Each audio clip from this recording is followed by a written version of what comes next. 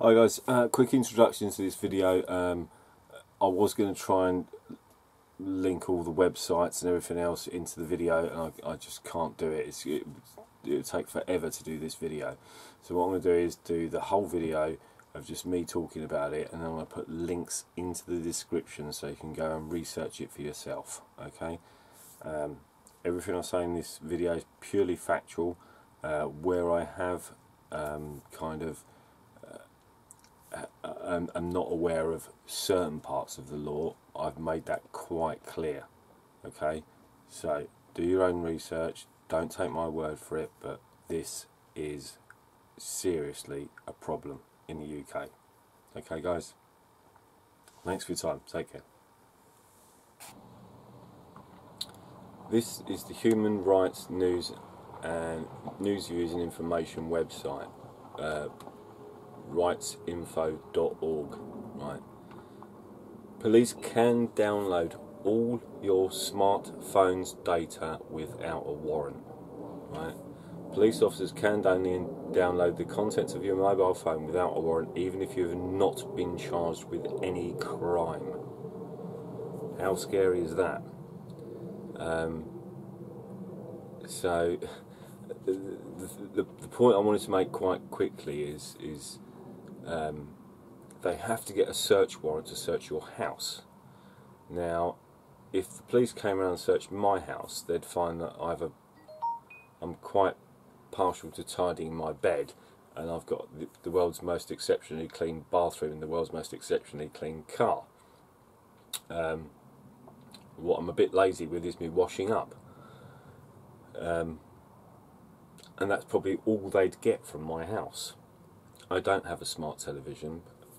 You know, I have my laptop and my digital equipment, but what could they get from searching my house? If I had no digital equipment in my house,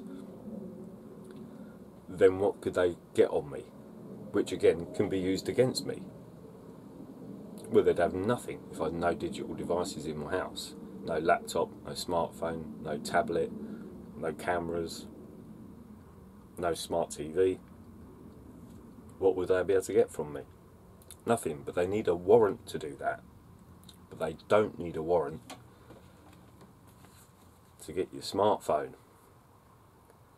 They don't need a warrant to search and download every bit of data from your smartphone.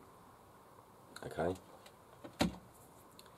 So, and that contains everything. Password, well, not passwords, but if your accounts are open, they can access all your email, your Facebook, your Instagram, your Twitter, your YouTube account, even your WhatsApp, which is supposed to be end-to-end encrypted. They can access all your WhatsApp messages without a warrant, without nothing. So I'm going to go through this as briefly as I can, so we'll go back to the laptop. So, a new report by Privacy International shows that since 2012, police forces across the UK have been downloading data from smartphones of suspects, victims, witnesses, even without obtaining permission. What's more, they have been storing this data indefinitely, even when no charges are brought. Yeah, so even when no charges are brought. So you can be completely innocent, have your phone seized, they can download all your data and keep it for as long as they want without any charges being brought against you. The report, based on freedom of information requests to 47 police forces, 26 forces, 55% confirmed that using mobile phone extraction technology, this follows 2017 Big Brother Watch report, which found that 93% of police forces in the UK are extracting data from digital devices. Data is being collected not only for serious crimes but also for low-level offences, and several police forces have indicated that they want to do mobile phone extraction data to become the default position, either default position on your mobile phone or the default position for police. For their default position is to extract all your information from your mobile phone. That's fucking massive. Absolutely massive. There is no clear national guidance on when forces can use this technology, how data should be stored and how long it can be kept. So there's no guidance whatsoever. If you had your mobile phone taken, there's no way of them sort of saying, right, we're going to keep it for 6 months or 3 months or 9 months, or they don't have to give anything. They can keep it for as long as they want. By hooking your smartphone to an extractive device, police can download all of its data contents report is generated, which can provide detailed text messages, your location, and who you called, when it even accessed third-party apps such as WhatsApp and Facebook. The current extraction technology means that it's not possible to isolate data within a certain type. So police officers want data found in text. Every single text messages on a person's phone will be extracted, not only those directly relevant to the crime, even if you're not under crime and not under investigation of a crime or even been charged with a crime, they can still take your information. The current extraction technology means that it's possible to isolate data within... Also, I just read that bit. If you've got access to a SIM, this is, I don't know who quoted this, but if you've got access to a SIM card, you've got access to a whole of a person's life. Mobile phones not only contain data about the owner, they also contain information about family, friends, and the owner's wider network. As one supplier of forensic extraction technology, MSAB, boasts on its website, if you've got access to a SIM card, you've got access to the whole person's life. Welcome to Big Brother. Welcome to the police state.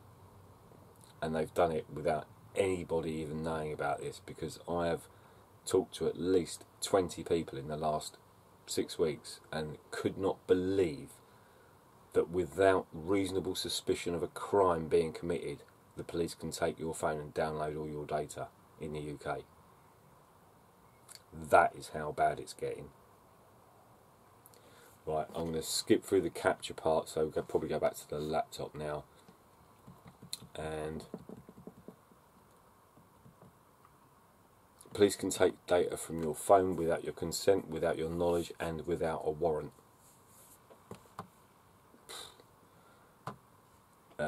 Lady is Millie Graham Wood, sorry, do apologise, butchered her name there, of Privacy International. So what I'm going to do is I'm going to try and keep this as brief as I can, because I'd like you to all look into this for yourselves, and please share this video with your friends and your family, because it is hugely important, you know, from a privacy level, from every other level. As I said earlier, to gain, you know, if they search my car, what are they going to find? Nothing. They search my house, what are they going to find? Well, I've got a really clean bathroom and a slightly untidy bed. Do you know what I mean?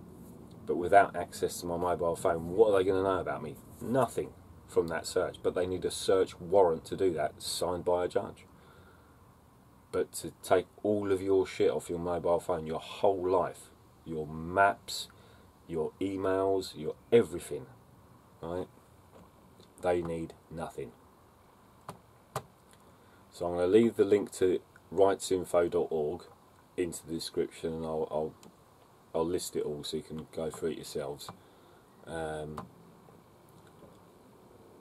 This one is go back to the computer probably, and we're going to go to a company called Burton Copeland Solicitors. Do the police have the right to search your phone? Again, same sort of thing. They can go through all of your stuff, blah blah blah. Phones, the police have the right to stop and question you at any time. However, in most cases you don't have to stop and answer any questions, providing there is no actual reason for the police to think you have committed a crime. Your refusal to answer questions cannot be used as a reason to search or arrest you.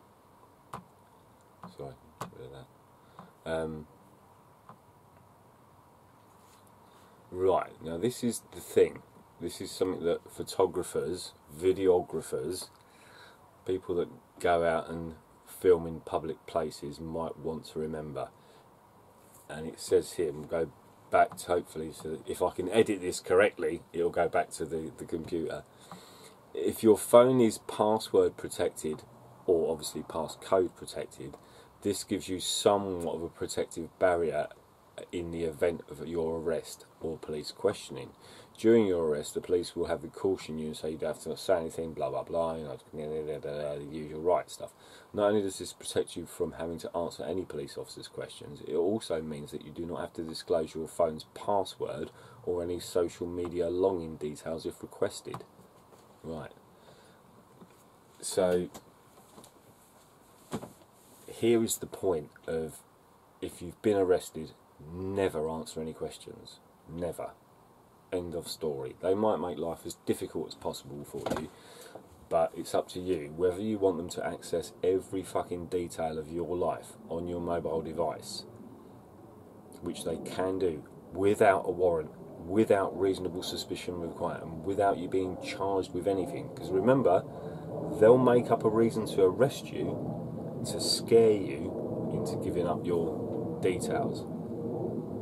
And then you'll be in a situation where you don't know what you're doing, and you'll be stuck in a police, you know, custody suite, like it's the Sheraton or something, the Hilton Hotel.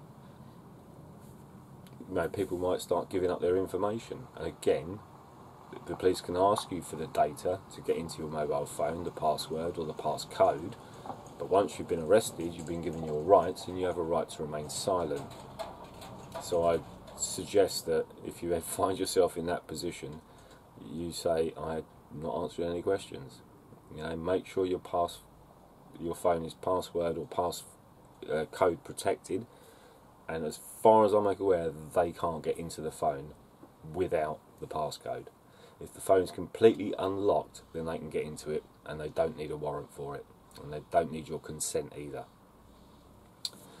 Okay, go back here. Right, the only reason they can, our problems could arise if you are being investigated for terrorist activity. We've heard that one before, haven't we? Yes, I got arrested for that. Or sexual offences against children. I've never been arrested for that. But now, if served with an S49 Regulation Investigatory Powers Act REPA notice, right? You'll be legally required to provide your passwords. Then open electronic devices. Failure to do so is a criminal offence that can result in between 2 and 5 years imprisonment for cases involving national security or child indecency.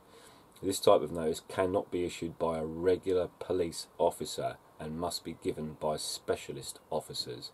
According to Schedule 7 of the Terrorism Act 2000, police, immigration and customs officials have the power to detain people at borders and request any information they wish. They can do this even if they have no proof that the individual is involved in a crime. Now that doesn't pertain to public photography, obviously, but again, the abuse of sections of the Terrorism Act to detain photographers in the UK is getting ridiculous. So what I would suggest is if you're going to go out and record with a mobile phone and not with a static camera, then I suggest you buy one that's got no information on it whatsoever, and you do not use it for anything whatsoever apart from recording. That's it. Don't do any internet searches, don't do anything else. Do not take your personal phone with you. Just take the phone that you want to record on, if that's how you want to record. I'm not giving legal advice. I'm just saying that's what I would do if I was out doing an audit or doing some photography in public and I wanted to use a mobile phone as that device to do that recording.